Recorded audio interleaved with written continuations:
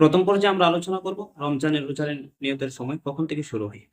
২ নম্বর আমরা আলোচনা করব রমজানের পুরো রোজার জন্য একত্রে নিয়ত করা যথেষ্ট হবে কিনা, অর্থাৎ ৩০ টা রোজার জন্য একসাথে নিয়ত করা যাবে কিনা।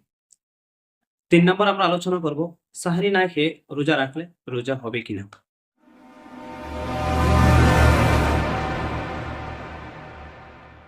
তো প্রথম পর্যায়ে আমরা আলোচনা করব রমজানের রোজার নিয়তের সময় কখন থেকে শুরু হয়। রমজানের রোজার নিয়তের সময় শুরু হয় পূর্বের দিনে সূর্যাস্তের পর থেকে, অর্থাৎ যদি রবিবারে প্রথম রোজা হয়, তাহলে রবিবারের রোজার নিয়ত আপনি শনিবার দিন সূর্য ডুবার পর থেকে করতে পারবেন। কিন্তু রবিবারের রোজার নিয়ত শনিবার দিন সূর্য ডুবার আগে করা যাবে না। আমাদের ২ নম্বর মাসলাটি হলো রমজানের পুরো রোজার জন্য বা ৩০ টি রোজার জন্য একত্রে নিয়ত করা যথেষ্ট হবে কিনা। রমজানের পুরো রোজার জন্য একত্রে নিয়ত করা যথেষ্ট হবে না, কারণ প্রত্যেকটা রোজা আলাদা আলাদা ইবাদত, আর প্রত্যেকটা ইবাদতের জন্য নতুন নিয়ত জরুরি। আল্লাহ রাসূল সাল্লাল্লাহু আলাইহি সাল্লাম বলেন, ইন্নামাল আমালু বিন্নিয়াত, সমস্ত আমল নিয়তের উপর নির্ভরশীল।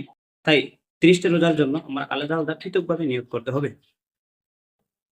৩ নাম্বার আমাদের মাসলাটি হলো সাহরি না খেয়ে রোজা রাখলে রোজা হবে কিনা। যদি কোনো ব্যক্তি রাত্রে রোজার নিয়ত করে ঘুমিয়ে যায় কিন্তু সেহরি খাওয়ার সময় সে উঠতে না পারে, তাহলে চাই রোজা রাখতে পারবে। রোজার জন্য সাহরি খাওয়া জরুরি নয়, বরং সাহরি খাওয়া হলো সুন্নত। তবে আল্লাহ রাসূল সাল্লাল্লাহু আলাইহি সাল্লাম বলেন, তাসাহহারু ফা ইন্না ফিস সুহুরি বারাকা, তোমরা সাহরি খাও, সেহরির মাঝে বরকত রয়েছে। তবে যদি কোনো ব্যক্তি সেহরি না খেতে পারে রোজা হয়ে যাবে। সেহরি খাওয়া জরুরি, বরং সেহরি খাওয়া হলো সুন্নত।